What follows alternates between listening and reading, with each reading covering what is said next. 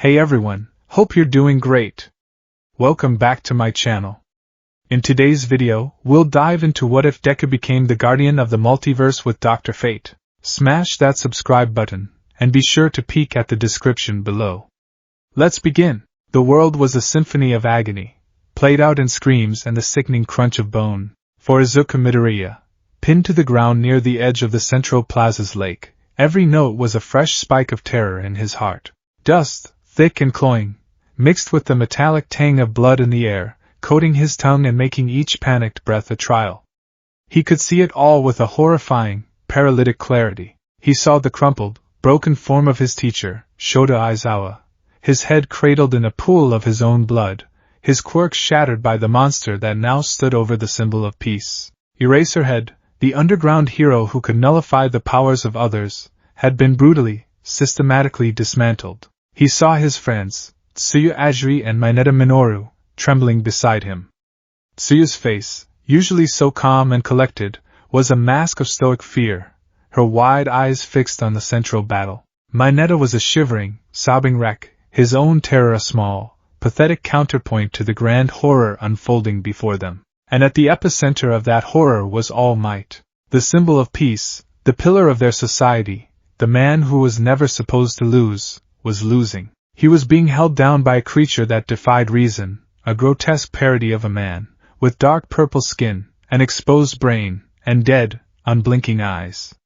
The Noma. Shigaraki had called it the anti-symbol of peace, a being bioengineered for one purpose, to kill All Might. And it was succeeding. All Might's iconic smile was gone, replaced by a grimace of pure, unadulterated strain.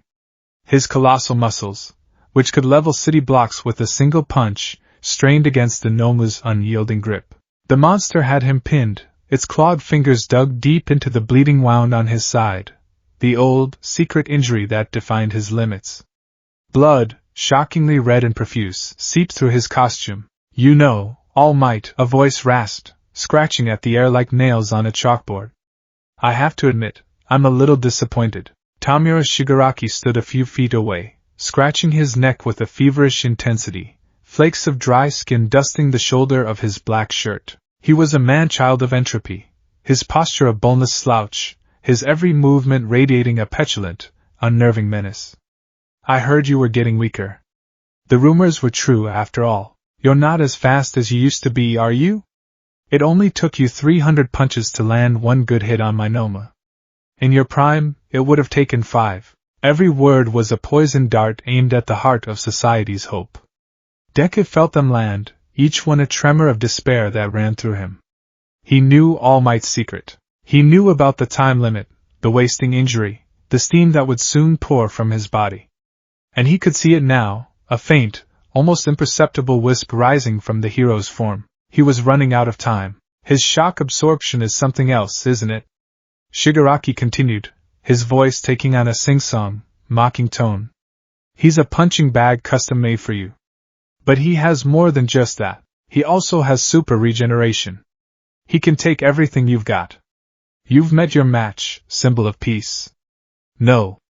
You've met your better. All Might roared, a sound of pure defiance, and tried to push back, to create even an inch of separation. That may be so, villain, but a hero always finds a way to overcome adversity. It was a brave proclamation, but Deku, the ultimate All Might analyst, could hear the strain, the slight waver in his idol's voice. The Noma didn't even flinch. It simply applied more pressure, its bird-like face impassive. A sickening crack echoed across the plaza, and All Might cried out, a raw, guttural sound of pain that shattered what little composure Deku had left. "No," Deku whispered, his voice trembling. His fists, already broken and bruised from his own minor skirmishes, clenched uselessly at his sides. "Midoriya-chan," Tsuyu said, her voice a low croak. "We can't move. Shigaraki, his eyes are on us. If we move, we're dead." She was right. Shigaraki's crimson eyes, visible through the gaps in the disembodied hand covering his face, occasionally flickered over to them. He was keeping them there. As an audience, as trophies for his victory. "This is it," Mineta wailed, tears and snot streaming down his face. "This is how it ends. We're going to watch All Might die and then he's going to kill us. I never even got to. His words devolved into incoherent sobs. Deku barely heard him. His mind was a maelstrom of frantic calculations and desperate hope. The other teachers.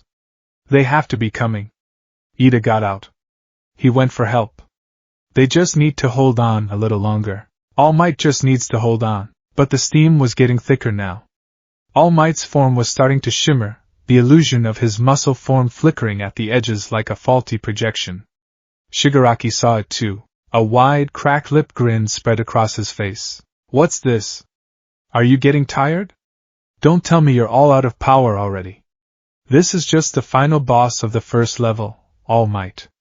He gestured lazily at the Noma. Kurogyri, keep the brats from interfering.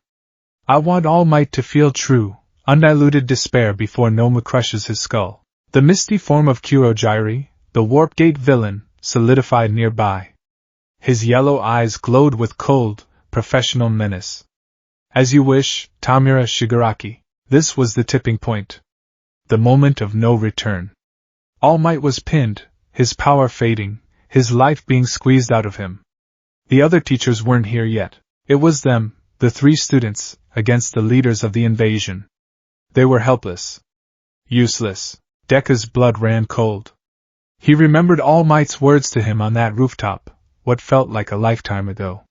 You too can become a hero. He had been given this power, this sacred torch called One for All, to save people with a smile. And now, the man who had given it to him was dying, and he was hiding behind a rock, paralyzed by fear. The world seemed to slow down. The frantic scratching of Shigaraki's nails against his own skin. The low, guttural breathing of the Noma. All Might's desperate, ragged gasps for air. It all faded into a dull, distant roar in Deku's ears. Something inside him broke. Or perhaps, something was finally forged. It was the same feeling he'd had when he'd rushed to save Bakugo from the sludge villain. No thought. No plan. No logic. Just a primal, undeniable scream from his soul. Save him, my body. He whispered, so quietly Tsuyu and Mineta didn't hear. It's moving on its own. He shot up from his hiding spot. The world snapped back into sharp, terrifying focus. He saw Kurogyri turn toward him, his misty form beginning to swirl. He saw Shigaraki's head snap in his direction, a look of mild annoyance on his face. He saw Tsuyu's eyes widen in horror. Midoriya, no! She cried out, but he was already gone.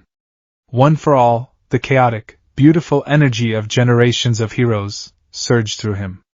Green lightning, wild and untamed, crackled around his legs. He wasn't aiming for the Noma. He knew that was suicide. He was an analyst at heart, and even in this moment of pure instinct, a sliver of his mind knew he couldn't hurt the creature. His target was Shigaraki. If he could just get him, force him to call off the Noma, by All Might a few precious seconds, that was the only path. The only insane, minuscule, 1 in a billion chance he could see. He pushed off, the ground cracking under the force of his jump. He was a green blur, a bolt of pure, desperate heroism aimed at the heart of the enemy. Get away from him, he roared, his voice cracking with exertion and terror. Shigaraki's eyes widened slightly, a flicker of surprise. He hadn't expected this. He hadn't expected one of the NPCs to charge the final boss. For a split second, it looked like Deku might actually reach him, but that second was all the Noma needed. It didn't even seem to move. One moment it was pinning All Might, the next it was a wall of dark purple muscle directly in Deku's path. There was no time to react, no time to even comprehend the sheer, impossible speed of the creature. He saw a fist the size of a small car tire swing toward him. Then, there was only pain. The impact was absolute. It wasn't just a punch, it was a negation of his existence. The air was driven from his lungs in a single, violent burst. The sound was a wet, sickening crunch that seemed to echo inside his own skull.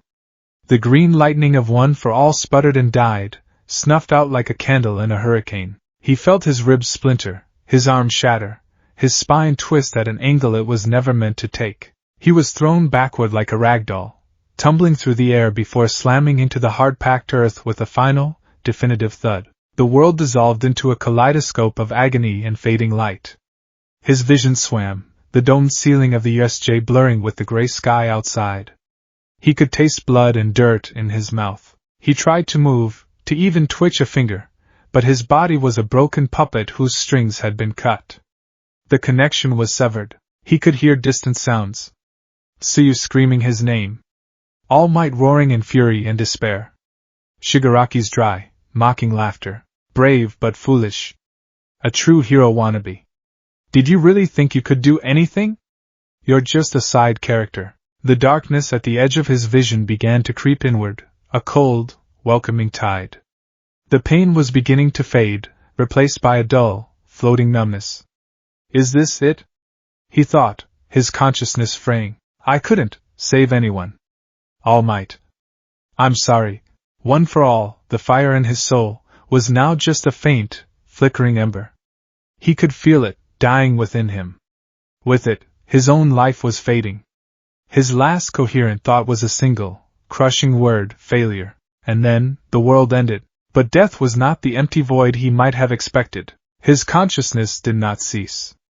Instead, it was unmurred. The pain of his broken body, the sounds of the USJ, the image of All Might's bloody face, it all receded, like a shoreline shrinking into the distance as he was pulled out to a vast, silent ocean. He was floating in a space that was not a space. There was no up or down, no light or dark. It was a canvas of pure, infinite potential, a silence so profound it hummed with energy. And then the visions came. They weren't memories. They were possibilities. Realities.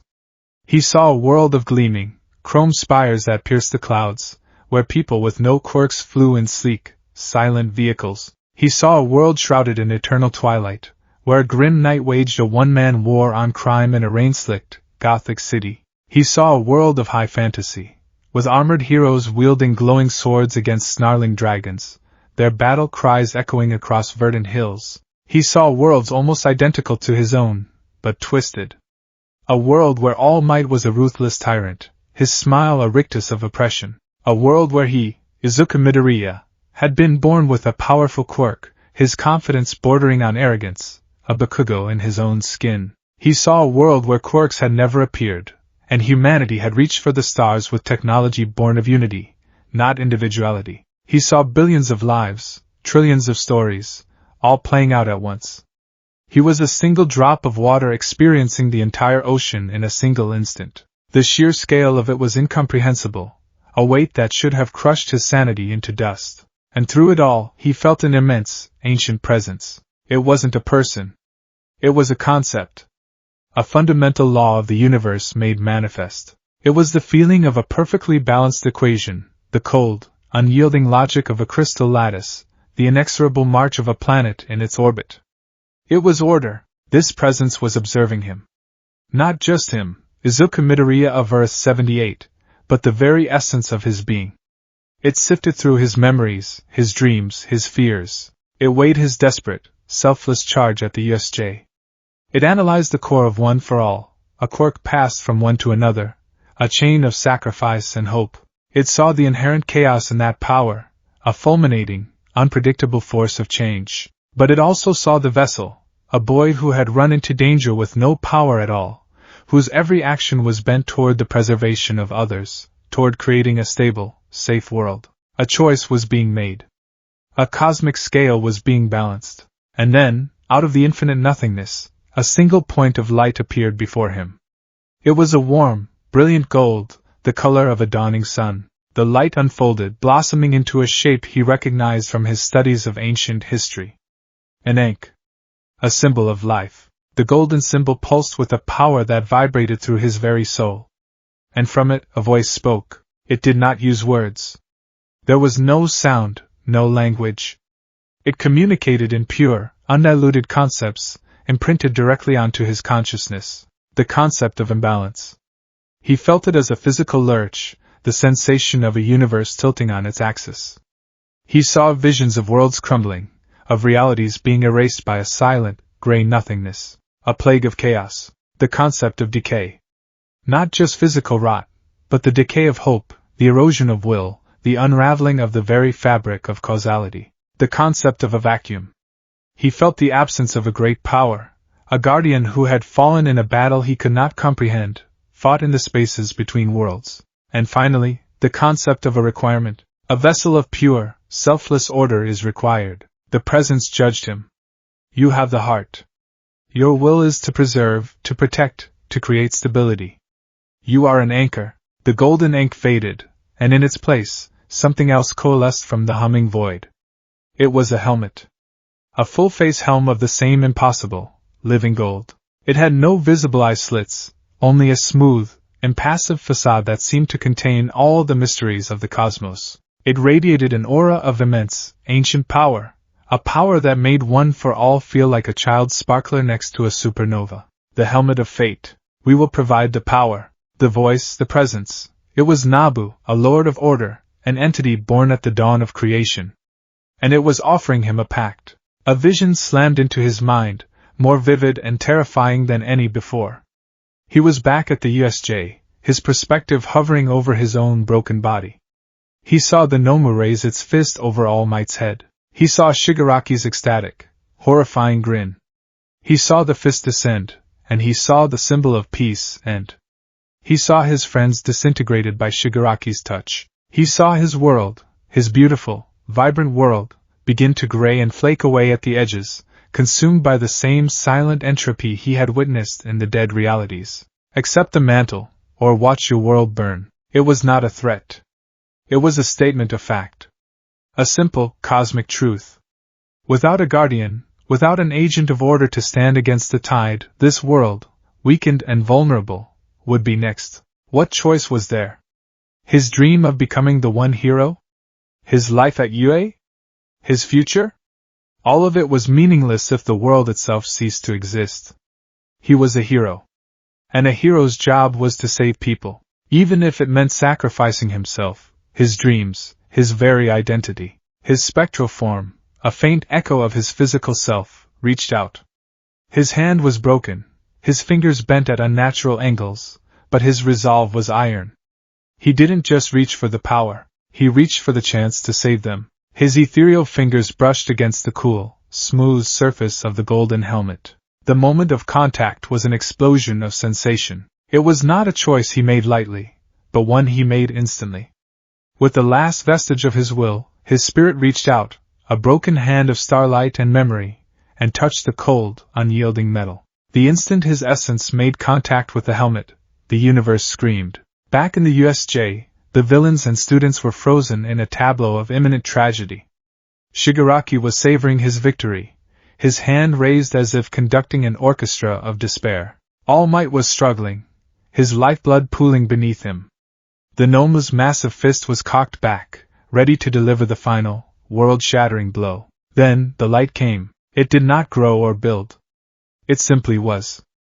A column of pure, blinding golden energy erupted from Izuku Midoriya's shattered body. It was not like a quirk activation. It had no sound, no shockwave in the traditional sense. It was a silent, holy, and terrifying event. The light was so intense, so absolute, that it bleached all other colors from the world, rendering everything in stark monochrome silhouette. Shigaraki cried out, shielding his eyes. Kurogiri's misty form dissipated and recoiled from the sheer purity of the energy. The Nomu, a being of mindless violence, actually flinched, its head tilting as if confused by this new, incomprehensible stimulus. All Might, his vision blurred by pain and exhaustion, could only stare. The light felt ancient.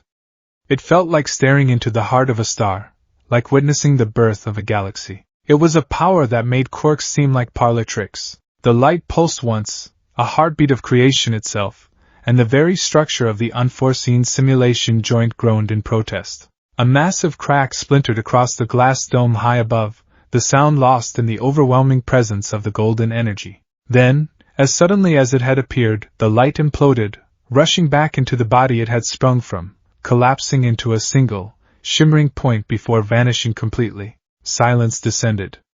A heavy, profound silence, broken only by the distant drip of water and the ragged breathing of the wounded. Where the broken, bleeding body of Izuku Midoriya had lain, a new figure now stood. He was tall, his posture no longer the nervous slouch of a teenage boy, but the regal, unshakable stance of a king or a god. His body was whole, unblemished. He was clad in a costume of deep, royal blue that seemed to drink in the light, accented by a flowing golden cape that hung to his ankles, a high collar, and golden gloves and boots that shone with an inner luminescence. Upon his chest was a large, golden ankh, but it was the helmet that drew every eye. The full-face golden helm, the same one from Deku's vision, completely obscured his features. It was smooth, featureless, and utterly impassive, yet it radiated an aura of such immense power and intelligence that it felt like it was staring into their very souls, weighing and judging them. This was not Izuku Midoriya. Not anymore. This was something else.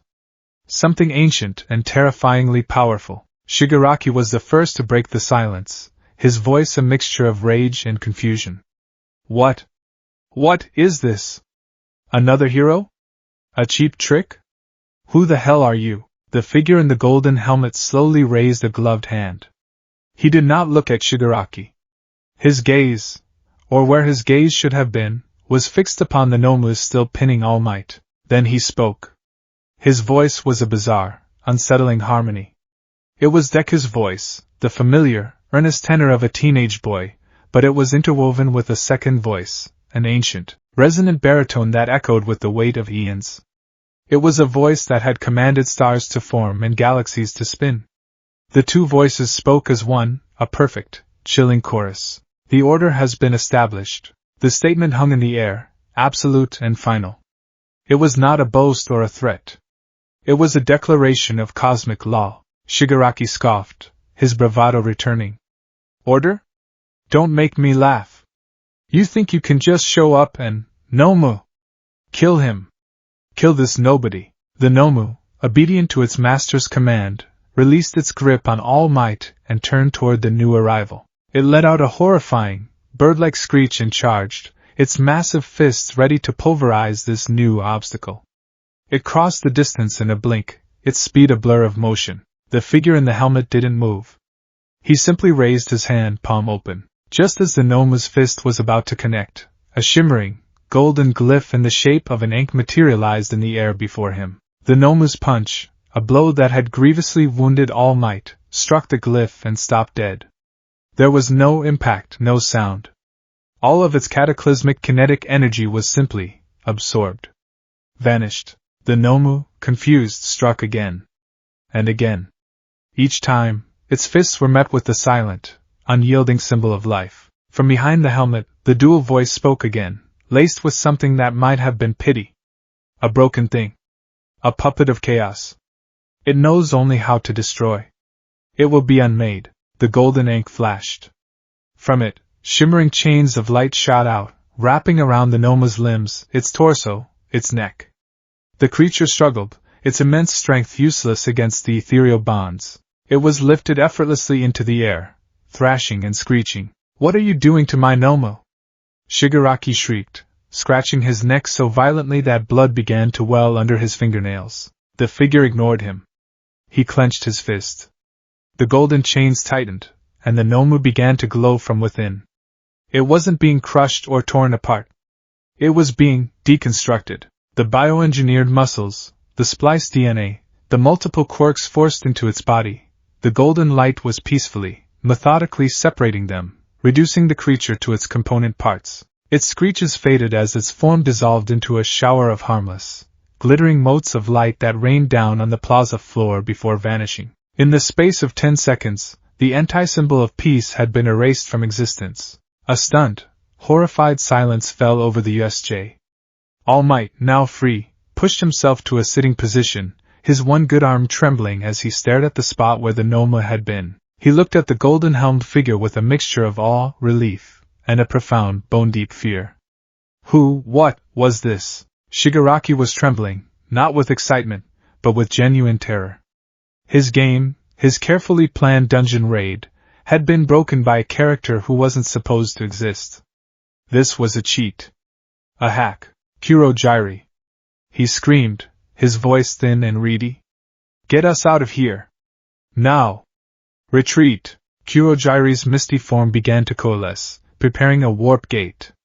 Right away, Tamura Shigaraki. The figure in the helmet finally turned his head, his impassive golden faceplate fixing on the warped villain. You will not. He raised a single finger. A complex, circular array of golden glyphs appeared in the air around Kurogyri. The swirling vortex of the warp gate instantly collapsed, and Kurogyri's misty form solidified against his will, locked in place by the arcane symbols. He was trapped, a fly in amber. Your power bends space, the dual voice said, a cold, analytical tone coloring its words.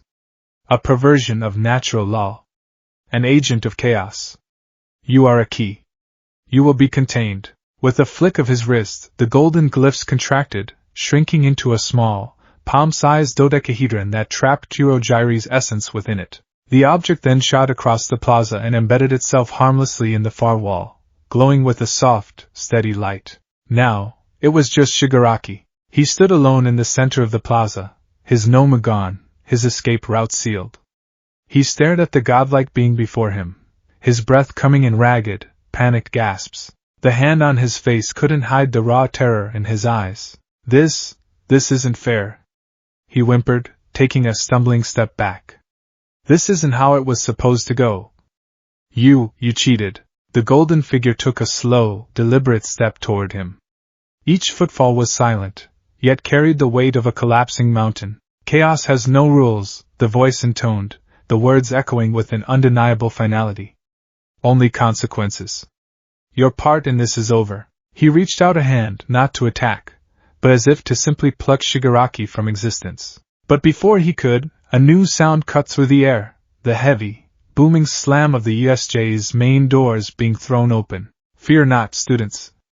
A familiar, booming voice declared. For I am here. The UA faculty had arrived.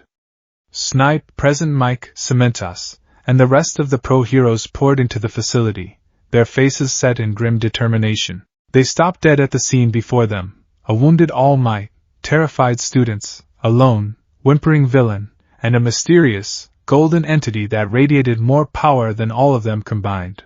Shigaraki saw his chance. While the new figure's attention was momentarily diverted, he spun around and fled, scrambling away like a frightened insect. This isn't over. I'll kill you! I'll kill all of you! He shrieked over his shoulder before disappearing into the ruined landscape of the landslide zone. The golden figure did not pursue. He simply lowered his hand, his mission of immediate stabilization complete. He stood motionless in the center of the plaza, the silent, golden sentinel. The pro-heroes cautiously approached, their quirks ready. All Might slowly, painfully, got to his feet, leaning heavily on a piece of rubble. He looked from the golden figure to the spot where Midoriya, Tsuyu, and Mineta had been. He saw Tsuyu and Mineta, huddled together, staring with wide, terrified eyes not at the villains, but at the golden hero. And then All Might's gaze fell upon the figure's costume. The blue suit, the golden gloves, they seemed to have formed over something else. Tattered, telltale remnants of a green and white fabric peeked out from under the high golden collar. The remains of a UA gym uniform. The blood drained from All Might's face. The implications were impossible, insane, but undeniable. Yum. Midoriya. He whispered, his voice hoarse with disbelief. The golden helmet slowly turned, fixing its impassive gaze upon him.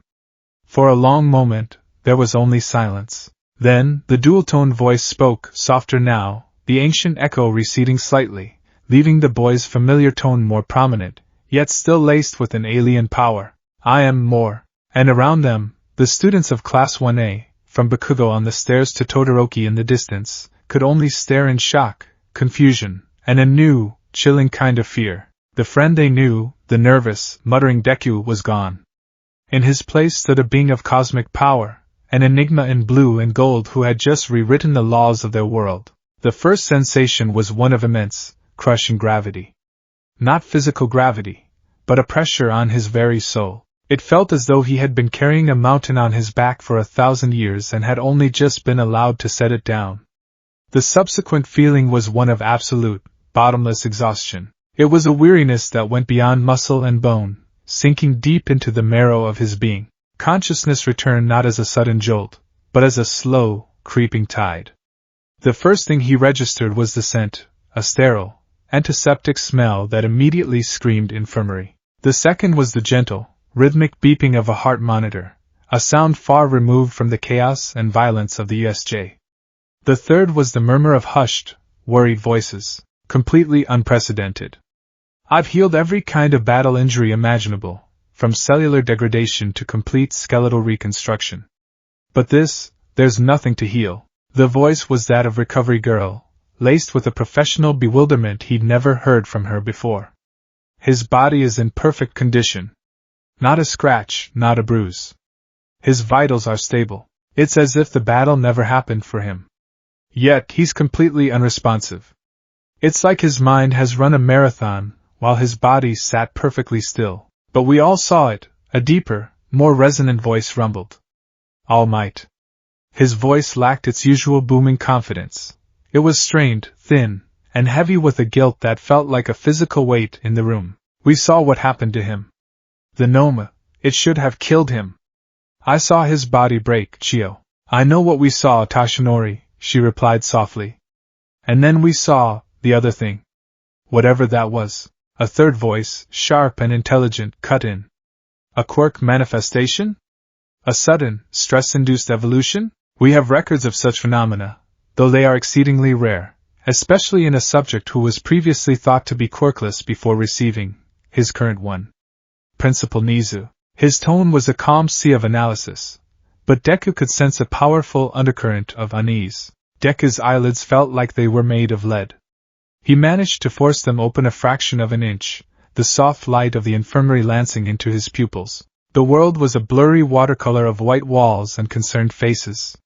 He could make out All Might's towering, gaunt form, Nizu perched on a stool, and Recovery Girl looking at a chart with a deep frown. He tried to speak, to let them know he was awake, but all that escaped his lips was a dry, rasping groan. Immediately, all heads turned to him. Young Midoriya!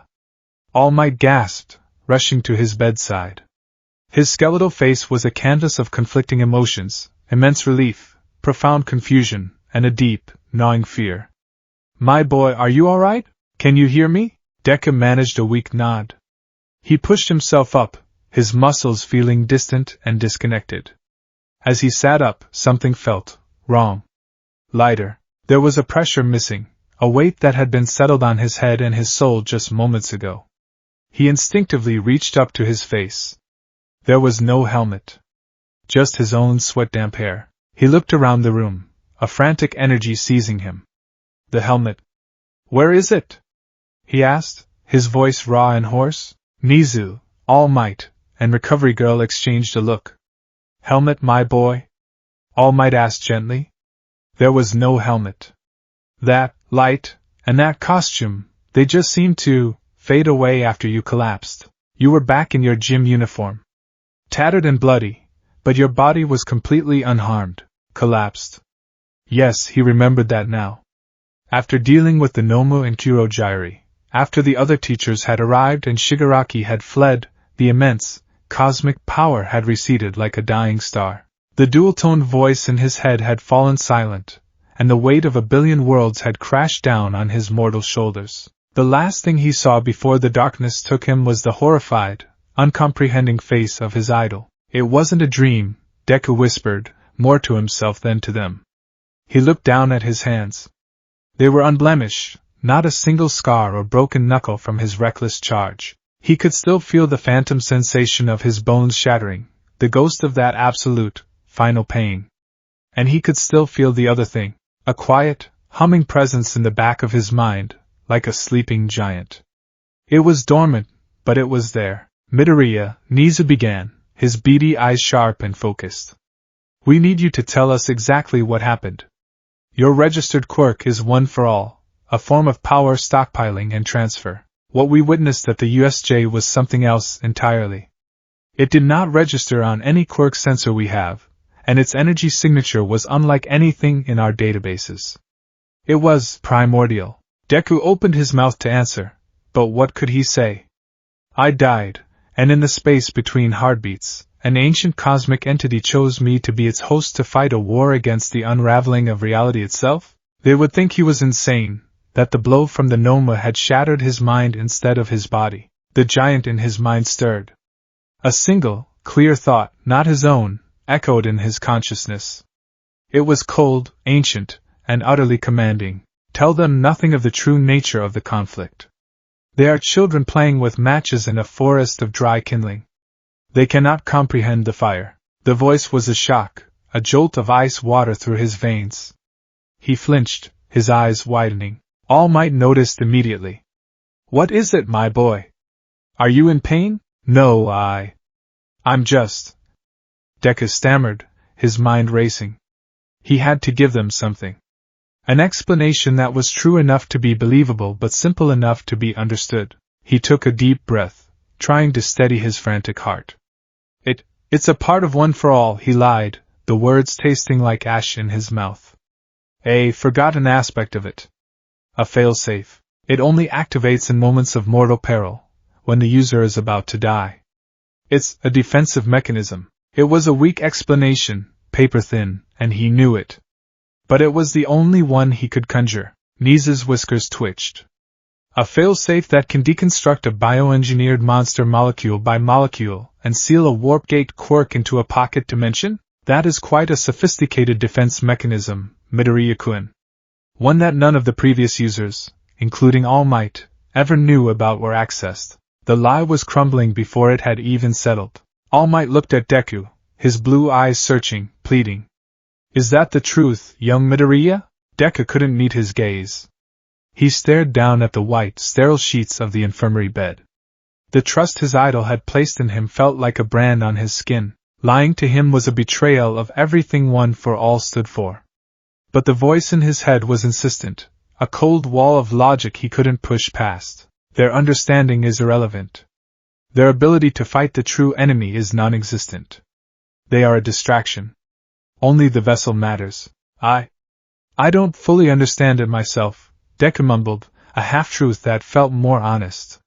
When the Noma hit me, I felt something wake up.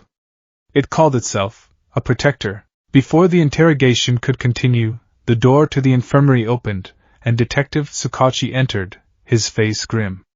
All Might, Nisa. Sorry to interrupt. We've finished the initial sweep. Shigaraki is gone, but we captured over 70 low-level thugs. The one you trapped, he said, nodding toward where All Might knew the dodecahedron prison was being studied in a containment lab, is completely inert. We can't get any readings from it. He then turned his attention to Deku. Good to see you're awake, kid. You gave us all quite a scare. And then, quite a shock. The arrival of the detective shifted the focus, giving Deku a blessed reprieve. As the adults began to discuss the ramifications of the attack, the captured villains, and the security breach at UA, Deku leaned back against his pillow, the profound exhaustion returning with a vengeance. The conversation faded into a low drone.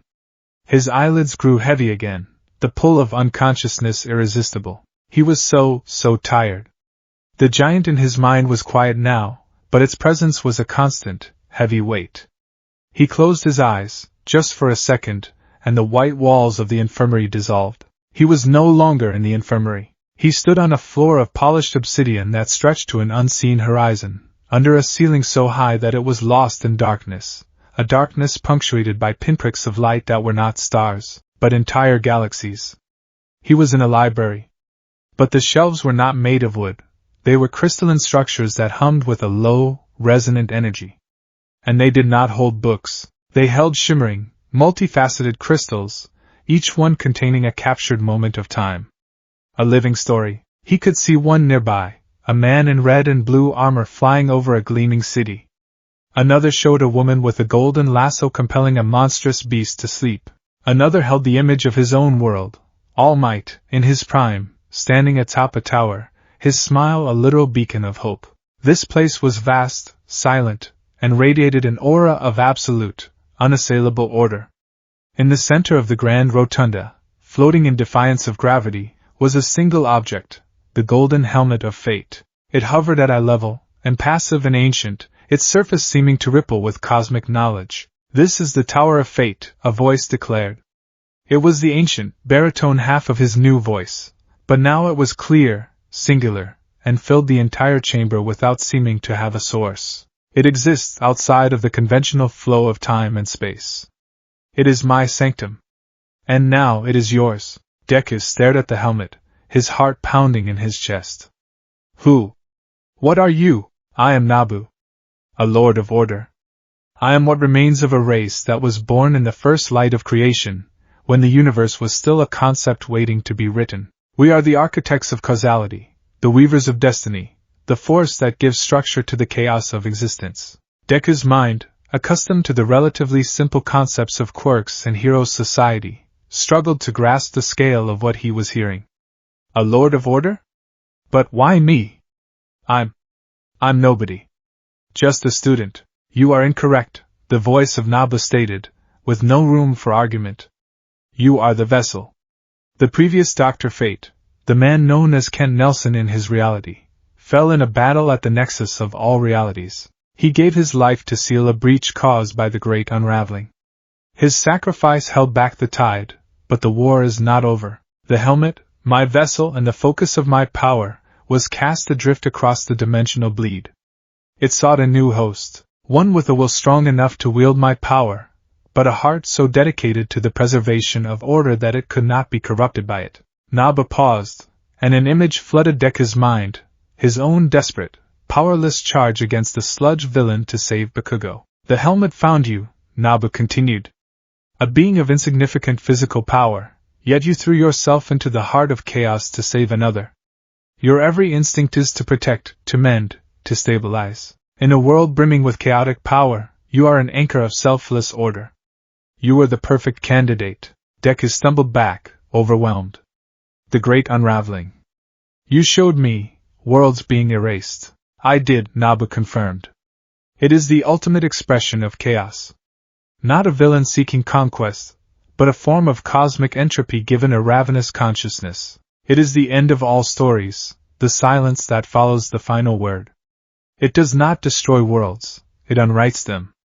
And it is drawn to realities that are weak, unstable, fractured. An image flashed in Deku's mind again, this time of a titanic battle.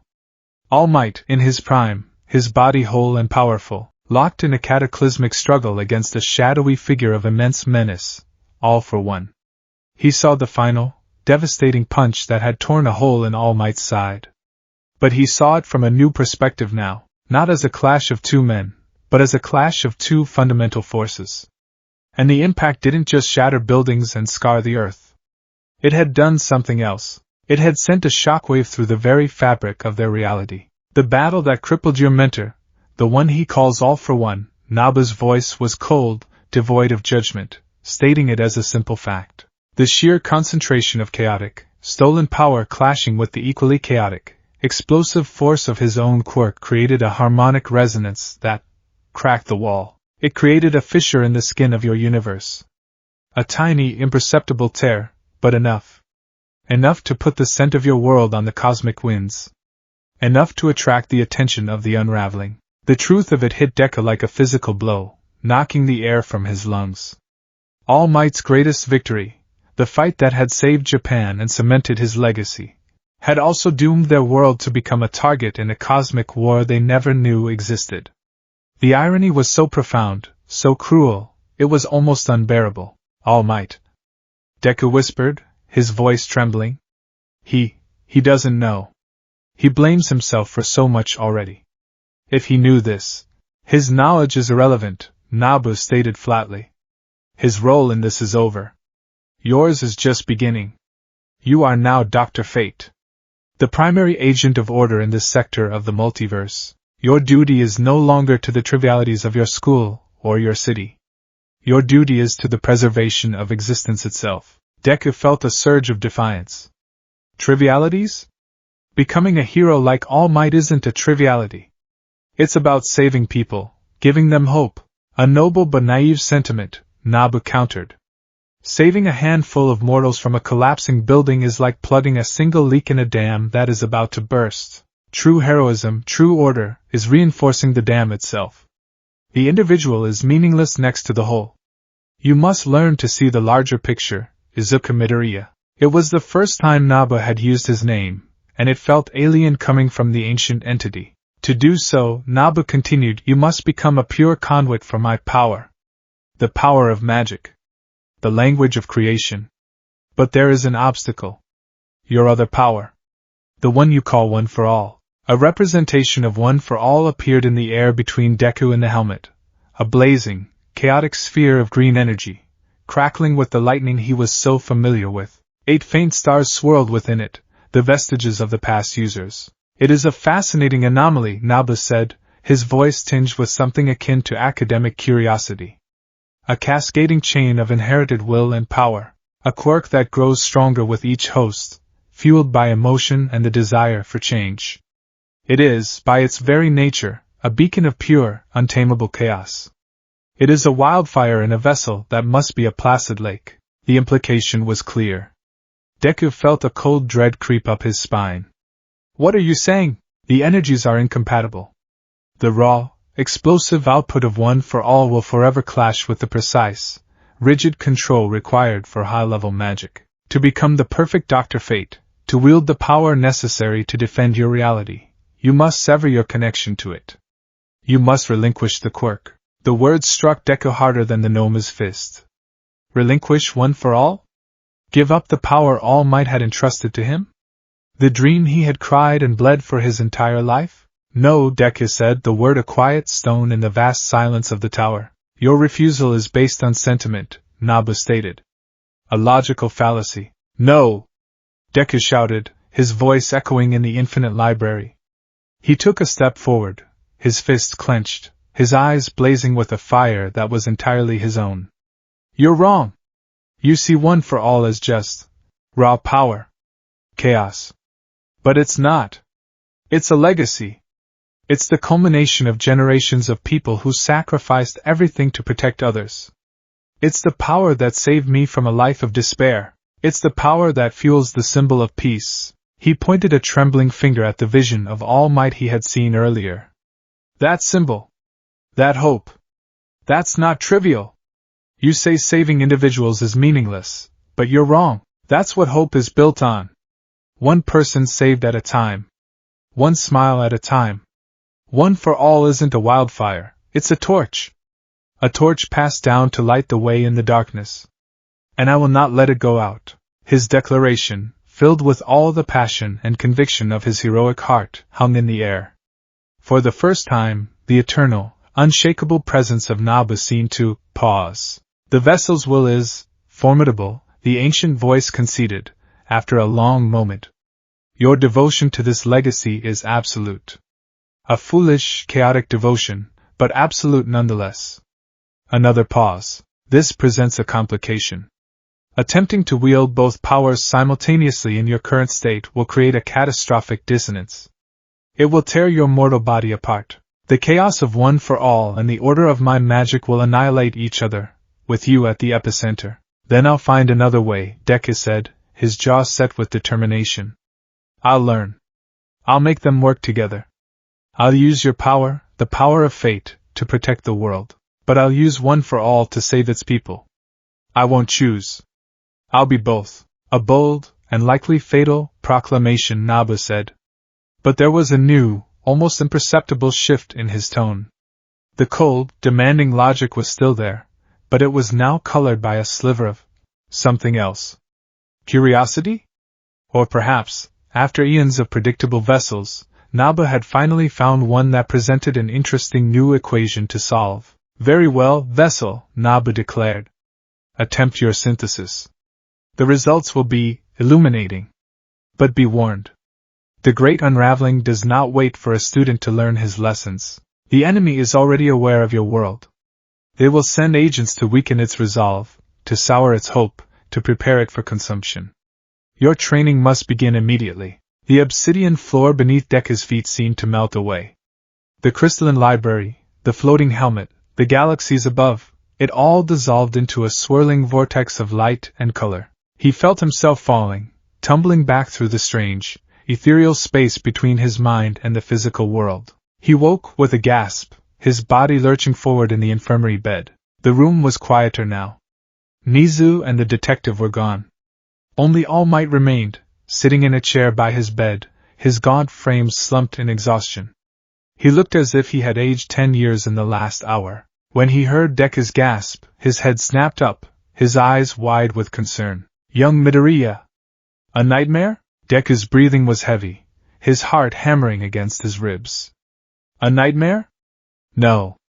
It was a waking reality far more terrifying than any dream. He looked at All Might, his mentor, his hero, the man whose selfless act of heroism had inadvertently painted a cosmic target on their entire universe. The urge to tell him, to confess everything Nabu had revealed, was overwhelming. But the cold logic of Nabu's warning echoed in his mind.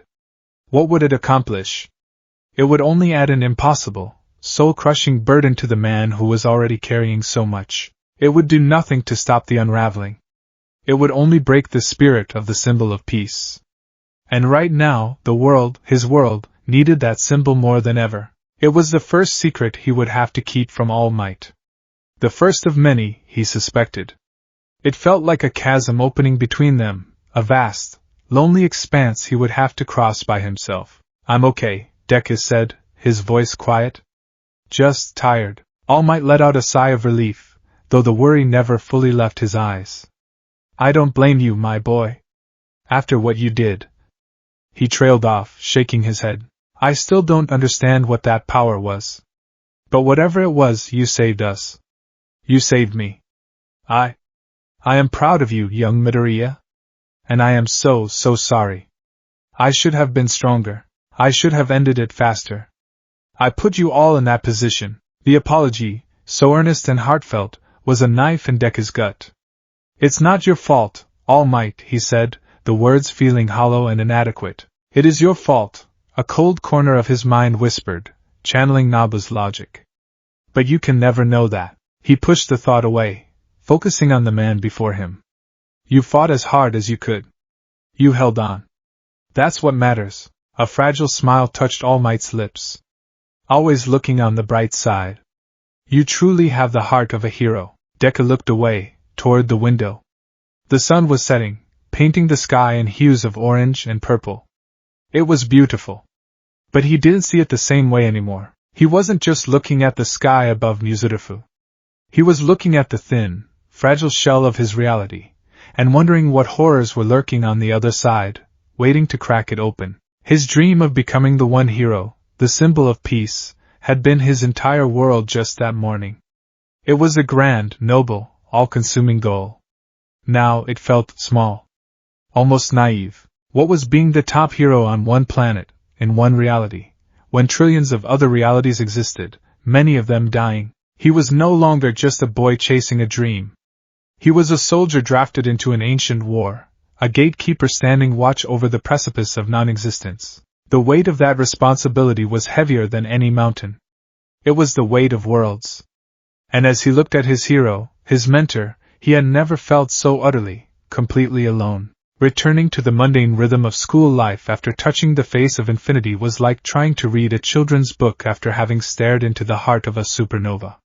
It was, in a word, impossible. Izuku Midoriya sat at his desk in Class 1A, a pen clutched so tightly in his hand that his knuckles were white mountains on a pale landscape. Before him, his notebook lay open to a fresh page, the heading Advanced Rescue Tactics, Collapsed Environment Analysis neatly written at the top. His teacher, Shota Aizawa, bandaged from head to toe like a mummified warrior, was at the lectern, his voice a low, gravelly monotone as he detailed the protocols for identifying structural weaknesses in compromised buildings. It was information Izuku would have normally devoured, his pen flying across the page in a frenzy of analysis and frantic note-taking.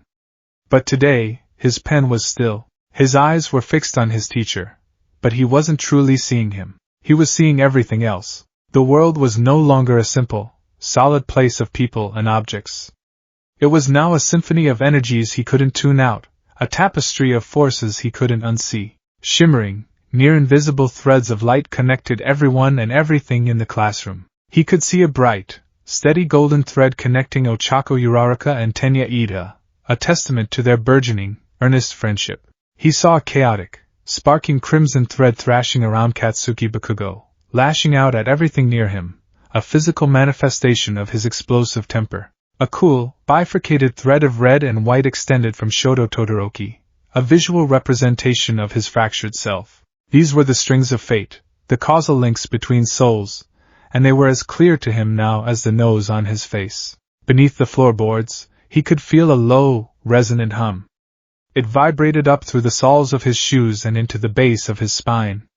Ley lines, channels of the Earth's natural magical energy, flowing beneath Yui-Hai like a great, subterranean river. He could sense a massive confluence of them directly under the main tower, explaining the school's uncanny ability to produce exceptional individuals.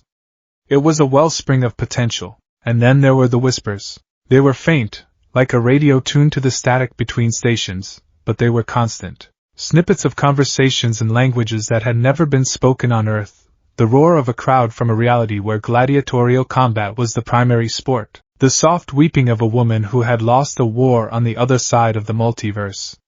It was the background noise of existence, and his mind, now an antenna for the cosmos, was picking it all up.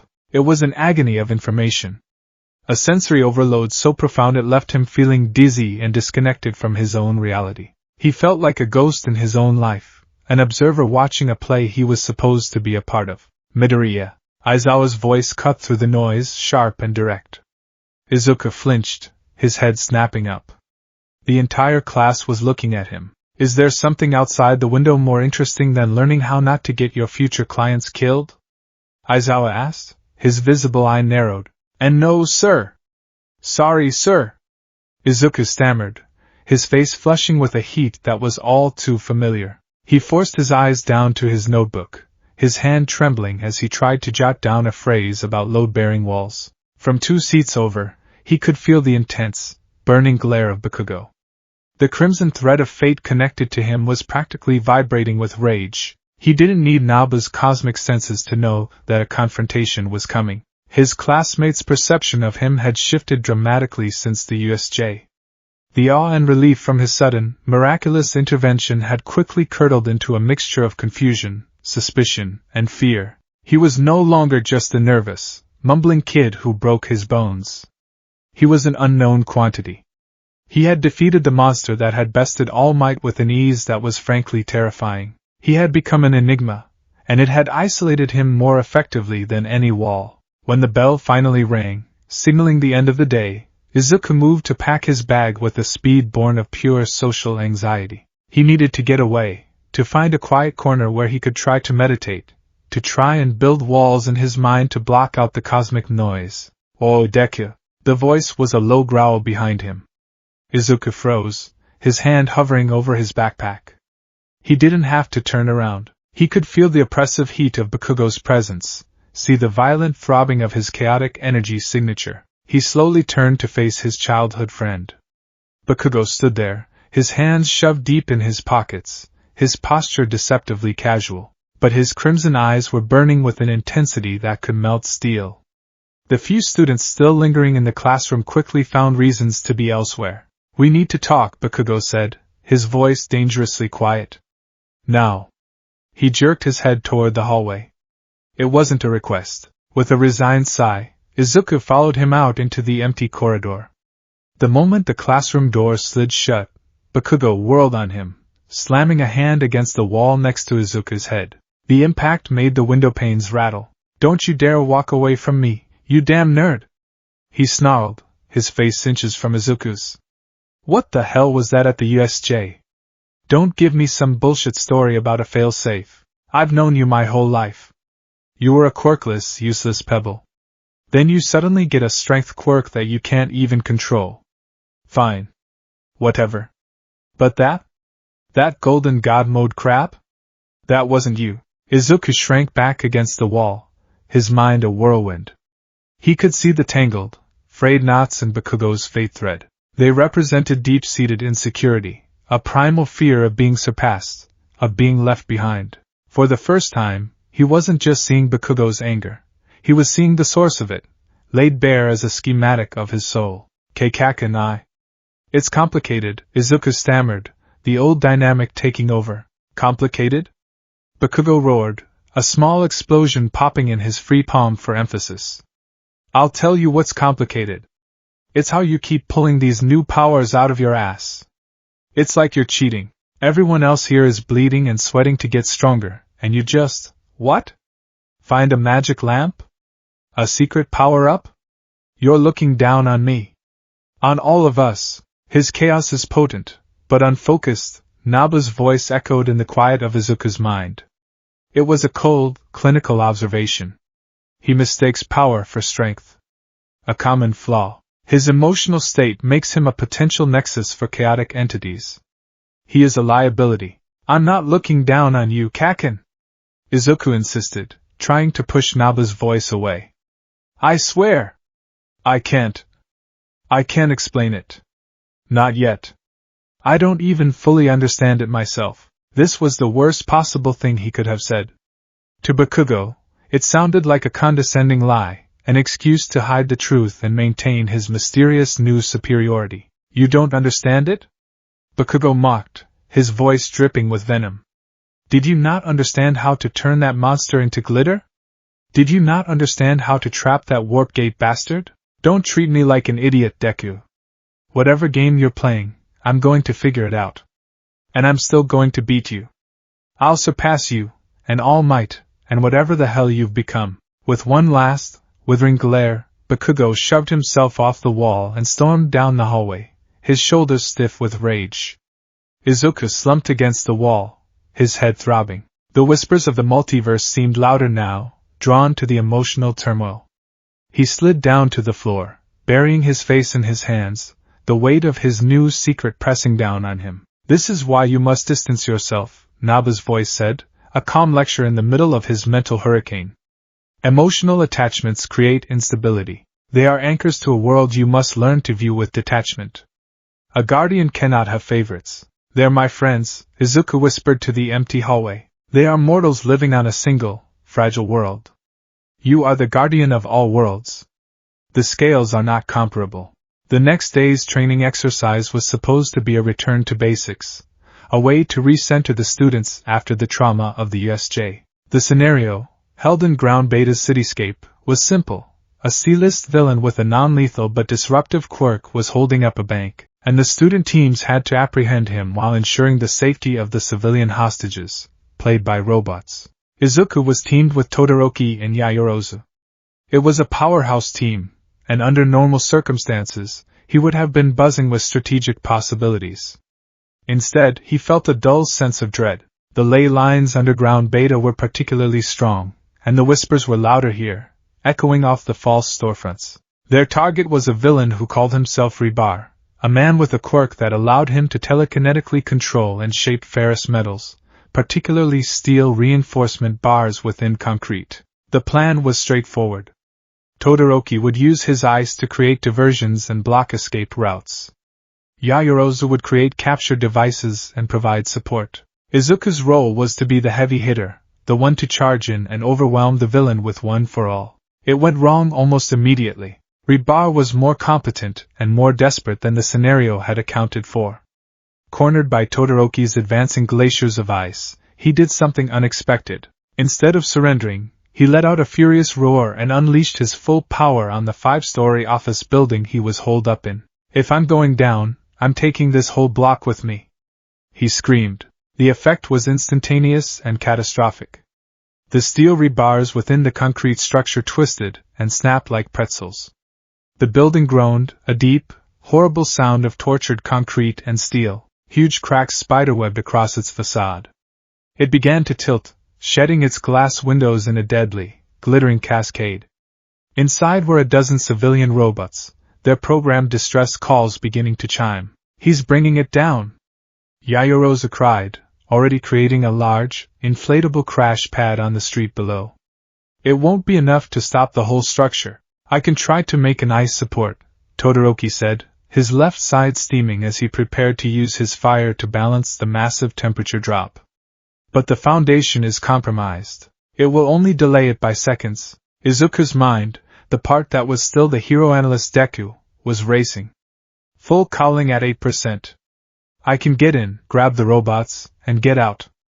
But what if I'm not fast enough? The building's collapse is unpredictable. I could get trapped. I could miss one. The margin for error is 0. He could see the threads of fate connected to the building and the robots within. They were vibrating violently, turning a dark, ominous gray. They were about to snap.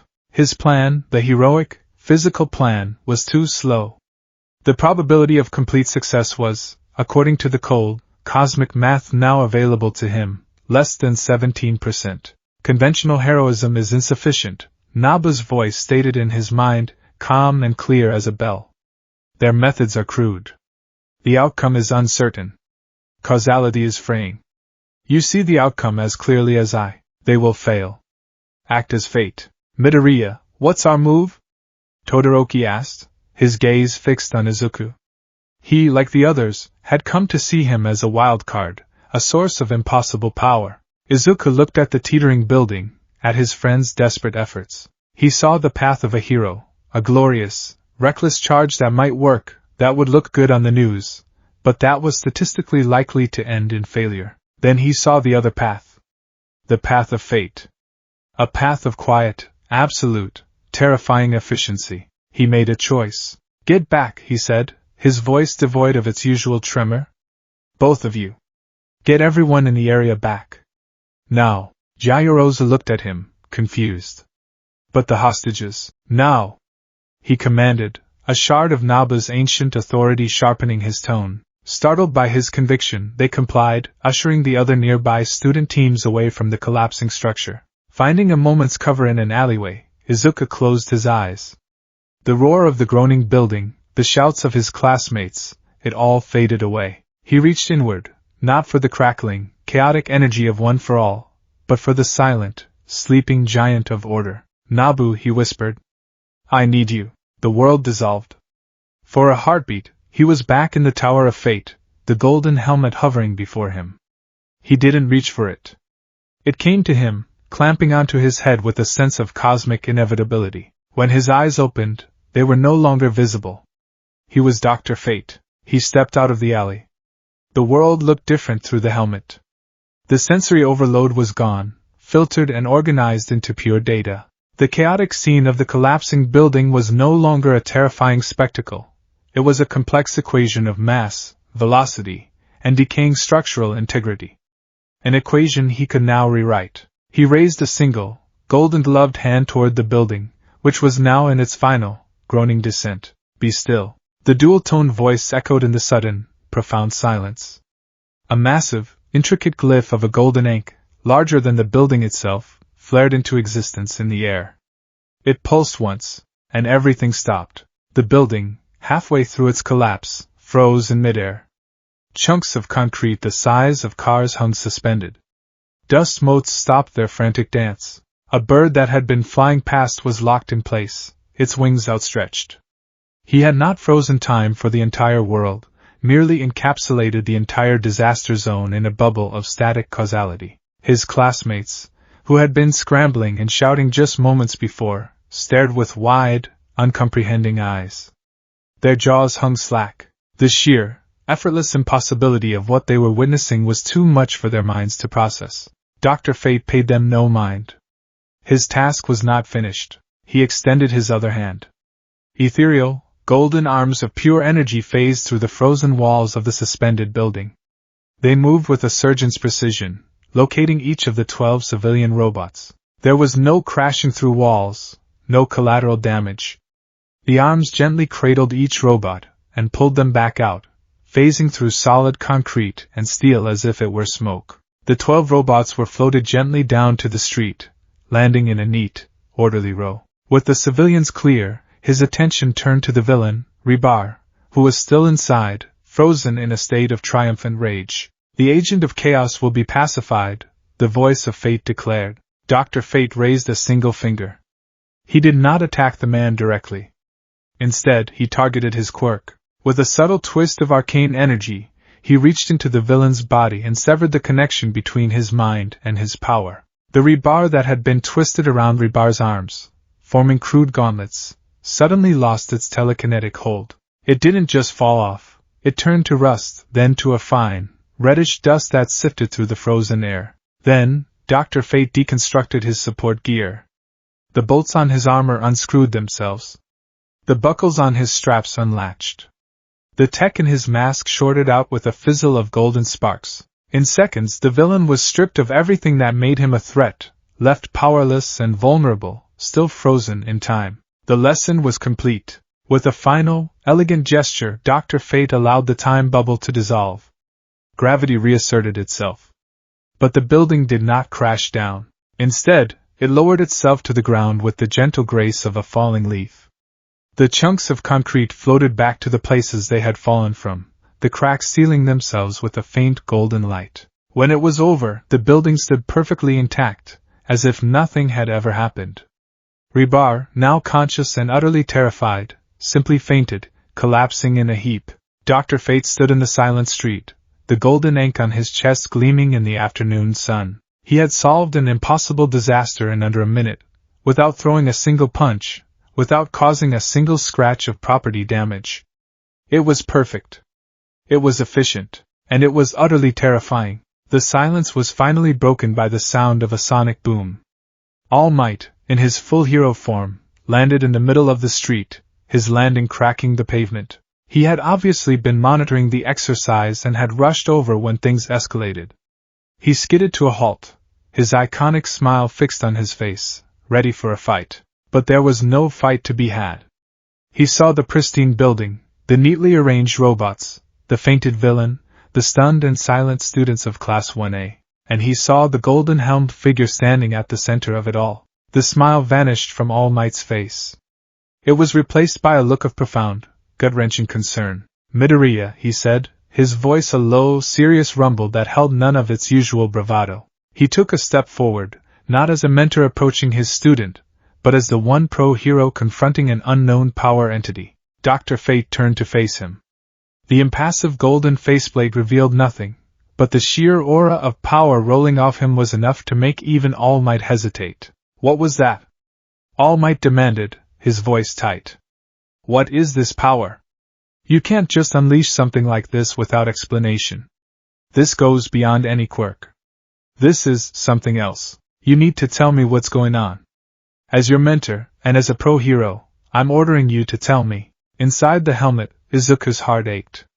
He wanted to rip the helmet off, to explain everything, to apologize for the fear he was causing. But Nabu's presence was a cool, logical force, tempering his emotional response. He cannot understand. His framework is too small. Explanation would only cause more chaos. The dual-toned voice that answered was not Izuku's. It was the cold, detached voice of Dr. Fate. "It is a necessary burden." The words were a wall, a dismissal. It told All Might everything and nothing, denying him the connection he sought. All Might's fists clenched at his sides. He looked past Dr. Fate to the other students, to Todoroki's shocked expression, to Yayoro's fearful awe, to the general confusion rippling through the class. He saw the chasm that was opening up, a gulf between his successor and everyone else, including himself. "A burden," All Might repeated, his voice filled with a pained frustration. "A burden you have to carry alone? That's not how heroism works, my boy. We work together. We trust each other. Whatever this is, you don't have to." "You are incorrect," Dr. Fate interrupted, the words sharp and absolute. "This burden is mine alone." He had to leave. He couldn't stand there and see the hurt and confusion on his hero's face. He couldn't bear the fear in his classmates' eyes. Nabu was right. He couldn't be both. He couldn't be a student and a cosmic guardian. The roles were incompatible. Without another word, Dr. Fate pushed off the ground.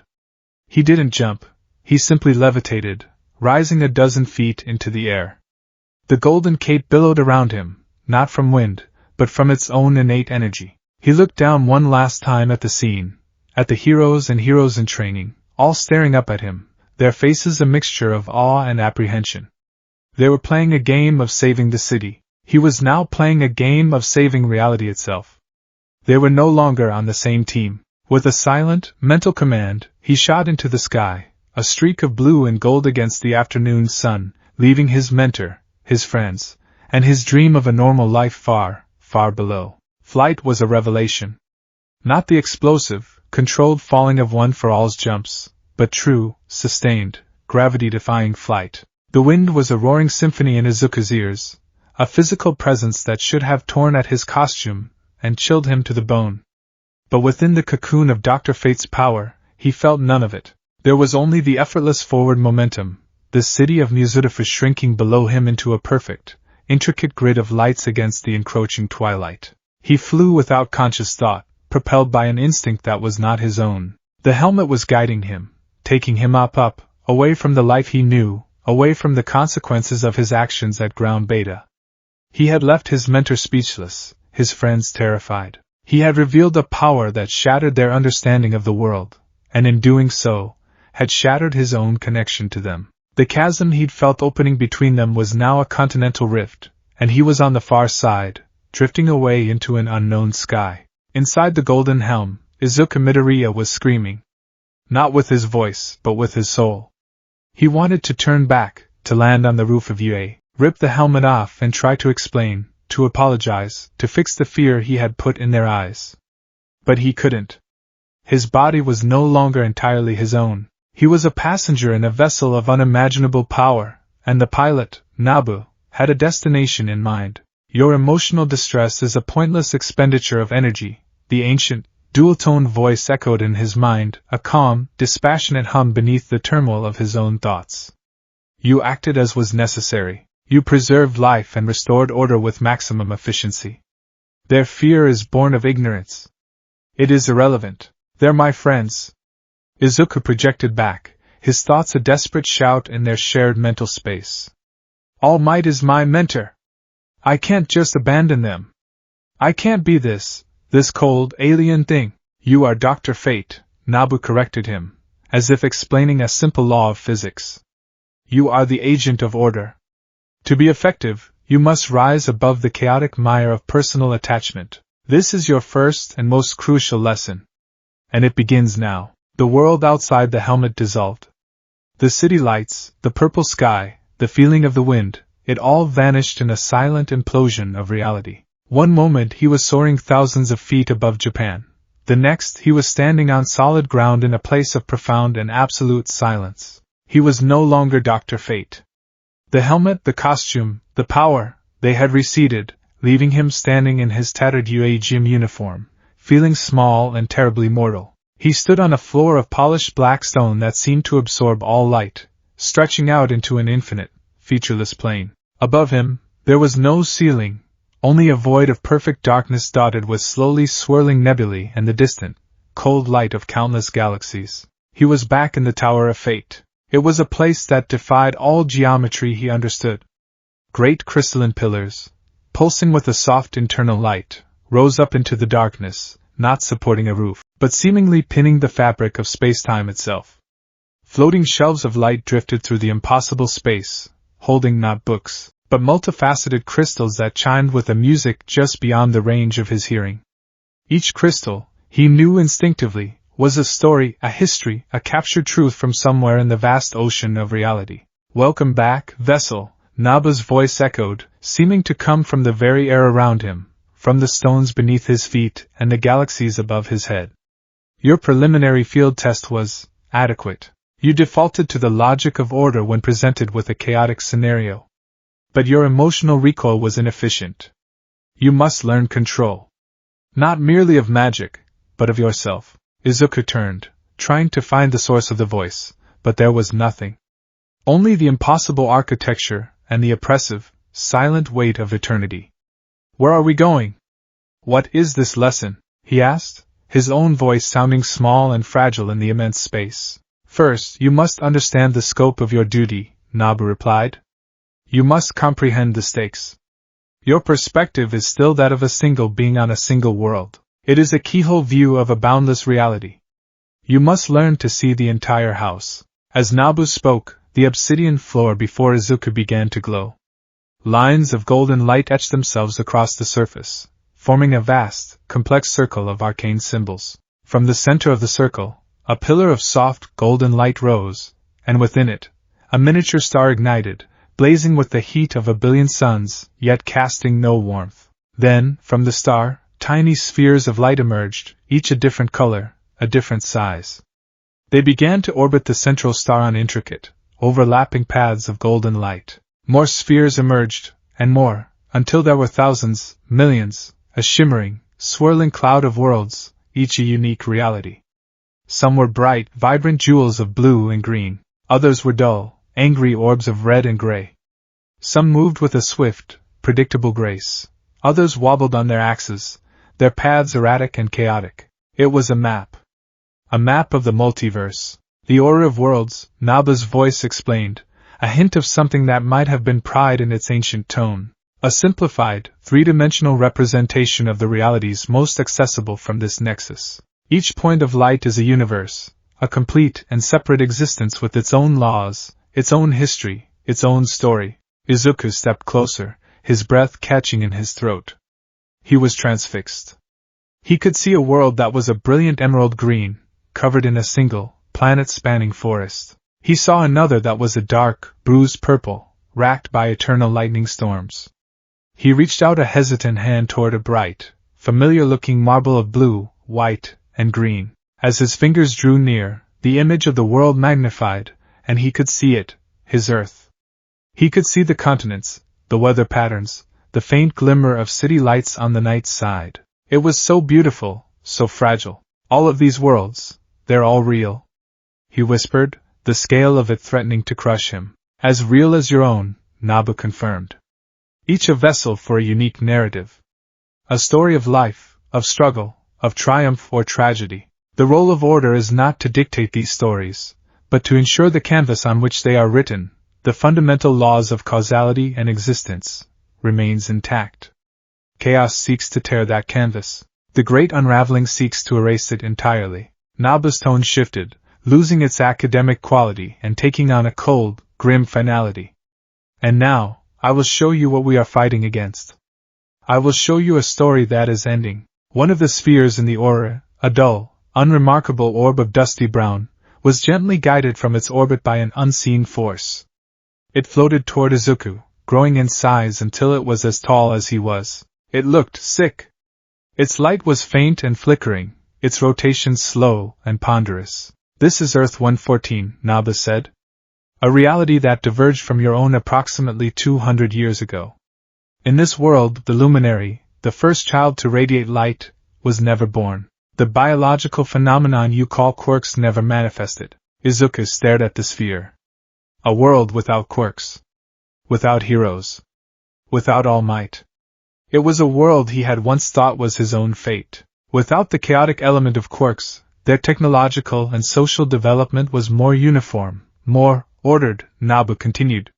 They reached a state of global peace 70 years ago. They built a society based on logic and collective well-being. By all measures, it should have been a stable, enduring reality. What happened to it? Izuku asked, a sense of dread pooling in his stomach. It lost its will, Nabu replied, the concept striking Izuku as strangely poetic. In their quest for stability, they eliminated struggle.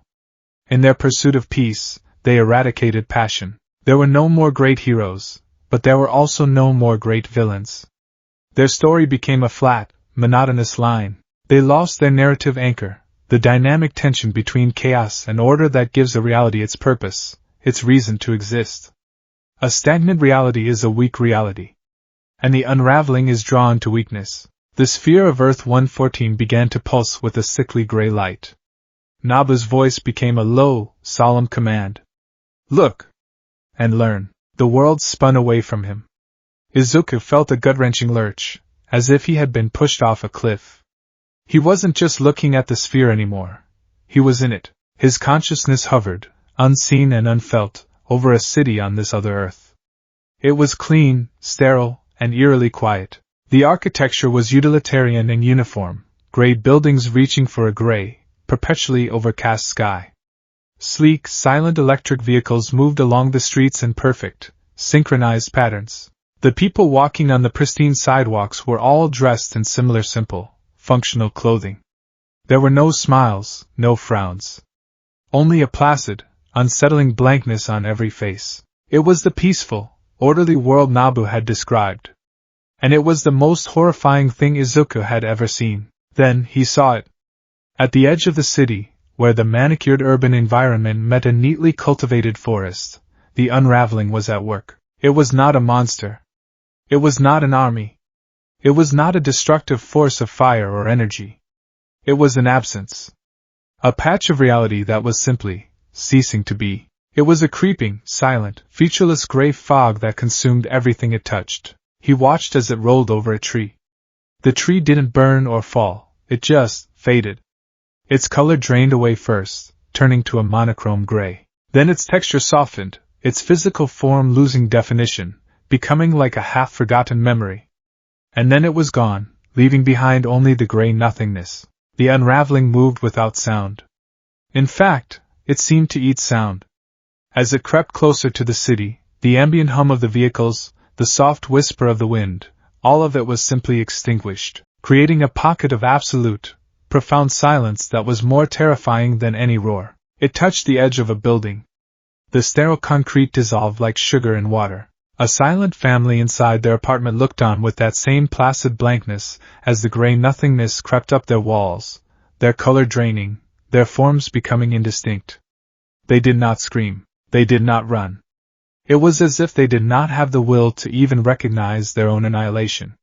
They simply watched as they were unwritten from the story of their world. Izuku's own story, his very essence as a hero, screamed in protest. This was wrong. This was a horror beyond comprehension. These were people, even if they were passionless, even if their world was dying, they were alive, and they were being erased. No, he whispered into the void. He reached for one for all. He could feel it, a tiny, familiar spark of chaotic warmth in the cold, oppressive silence. He focused on it, stoked it, forcing the green lightning to crackle over his spectral form. He didn't have a physical body here, but the power was a part of his soul. I have to do something. He focused all his will, all his desperate, heroic instinct, into a single point. Smash! He screamed in his mind, unleashing a phantom punch of one for all directly at the creeping gray void. The result was nothing. Less than nothing. The bolt of green energy, the power that could shatter glaciers and level buildings, flew into the gray fog and simply vanished. It didn't explode. It didn't fizzle. It was just gone. The unraveling did not even seem to notice. It continued its slow, inexorable advance, a tide of entropy that could not be fought, could not be punched, could not be reasoned with. He had tried to punch a hole in the concept of nothing. And he had failed. Despair, cold and absolute, washed over him. His power, the gift from his idol, the legacy of generations of heroes, was utterly, completely useless against this. Your power is chaotic, Naba's voice echoed, cutting through his despair. It was not mocking, merely stating a fact. It is a force of action, of kinetic energy of doing. The unraveling is a force of non-action, of null energy, of undoing. You cannot fight a void by throwing things into it. You only feed it. Then what can we do? Izuku cried out, watching in horror as a park, a school, an entire city block was quietly erased from existence. We can't just watch them die. It is already too late for this world, Naba stated, his voice resonating with the grim finality of a cosmic lull. Its story has ended. Its narrative anchor is gone. There is nothing left to save. Its only remaining purpose is to serve as a lesson for you. This is what happens when chaos wins. Not with a bang, but with a whimper. This is the fate you must prevent from befalling your own world. The vision dissolved, and Izuku was back in the Tower of Fate, on his hands and knees on the cold, obsidian floor, gasping for breath he didn't need. The image of the silent, placid faces being consumed by the gray nothingness was burned into his mind. The horror of it was a physical weight, a poison in his veins. He finally understood. This wasn't a fight against villains who wanted to rule the world. This was a fight against an enemy that wanted to unmake the world. All for one, Tamura Shigaraki. They were children throwing tantrums compared to this. He pushed himself to his feet, his body trembling, but his eyes were filled with a new, hardened light. The naive, star-struck boy who had entered the USJ was well and truly gone, erased as surely as the people of Earth 114. In his place was a soldier who had just seen the face of the true enemy. Okay, he said, his voice quiet but steady. Okay. I understand. What do I have to do? Teach me. Good, Naba's voice resonated. The vessel has accepted the premise of the lesson. Now, the practical application begins. The order of worlds faded, and the vast chamber reconfigured itself. The crystalline shelves and floating lights receded into the darkness, leaving a single, vast, empty space. In the center, a sphere of pure, golden light, the size of his head, materialized in the air. As I have told you, your quirk is anathema to the practice of magic, Naba began his lecture. One for all is powered by emotion, by kinetic will, by the physical body. It is an explosion, pushing outward from a central point. Magic, the language of order, is the opposite. It is not about force, but about guidance. It is not about pushing, but about persuading. You do not command reality. You ask it to comply by speaking its own language. A quirk is a shout. Magic is a complex song sung in perfect harmony. The golden sphere pulsed gently. Your first task is simple.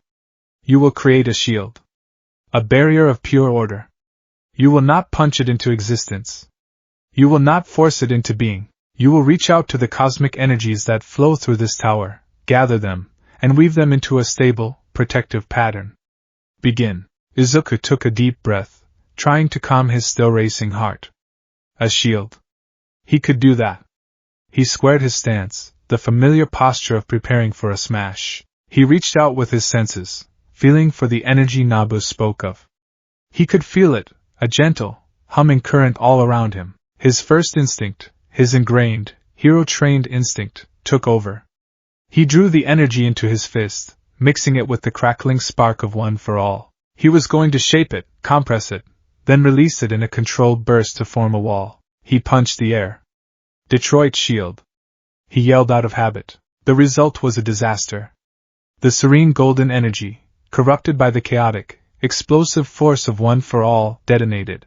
A violent, uncontrolled blast of green and gold energy erupted from his fist, sending him tumbling backward onto the obsidian floor. The blast wave echoed in the silent chamber for a long moment before dissipating. He lay there, stunned, his arm tingling with a painful, dissonant energy. Incorrect, Naba stated, his voice utterly flat. You attempted to shout the song. You have deafened yourself. Try again. And this time, do not use the chaos.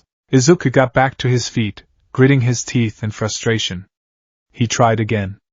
This time, he focused on suppressing One for All, trying to wall it off in his mind, to keep the green lightning contained. He reached out again for the golden energy, his hands held open, palms up.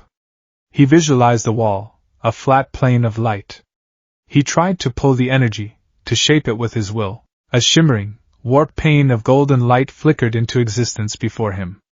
It was unstable, wobbling like a reflection in disturbed water. It was barely the size of a dinner plate. He tried to pour more energy into it, to make it bigger, stronger. But the effort of holding back One for All while simultaneously trying to manipulate this alien energy was immense. A spark of green lightning escaped his control, arcing from his finger and touching the fragile golden shield. The moment it made contact, the shield shattered, not into an explosion, but into 1,000 tiny, harmless chimes that faded into silence. A marginal improvement, Naba's voice echoed. You sang a single, off-key note. But you did not shout. However, you see the inherent conflict. The chaos actively seeks to unwrite the order you create. They cannot coexist within the same action. They are oil and water. Fire and ice. Creation and negation. Izuku spent what felt like hours, or perhaps days.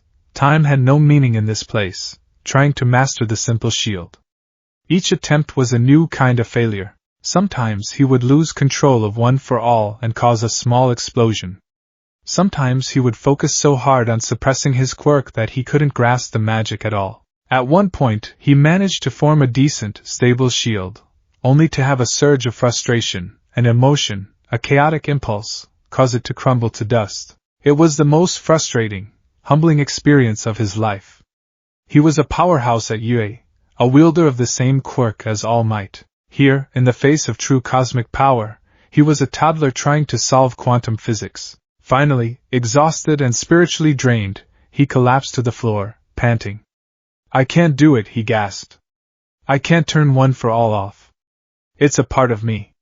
It's always there, in my blood, in my bones. Trying to suppress it while using your magic, it feels like I'm trying to tear myself in two. A precise, if dramatic, assessment, Nabu replied. That is exactly what is happening. Your spirit is a battleground between two opposing, fundamental forces. To continue on this path is to invite your own annihilation.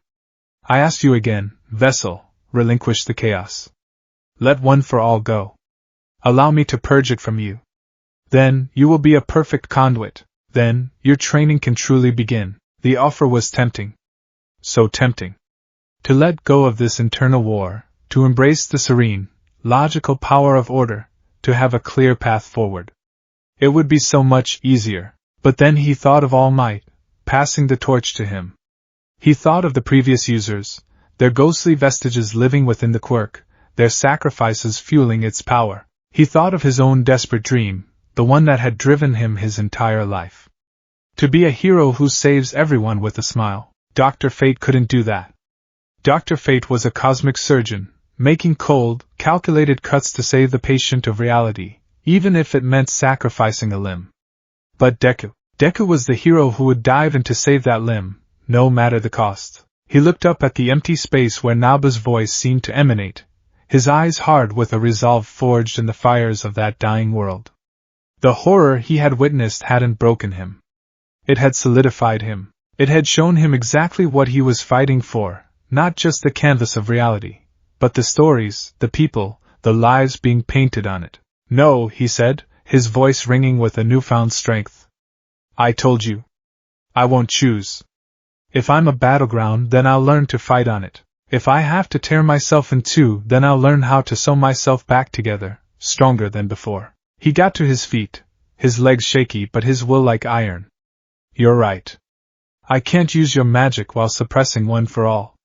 It's impossible. So I won't.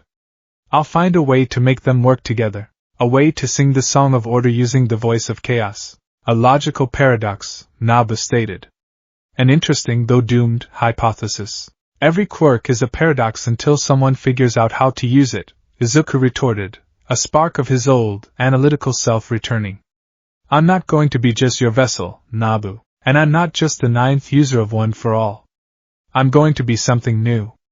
I'm going to be a hero who can save the person right in front of him, and the world they live on. You're going to teach me your magic.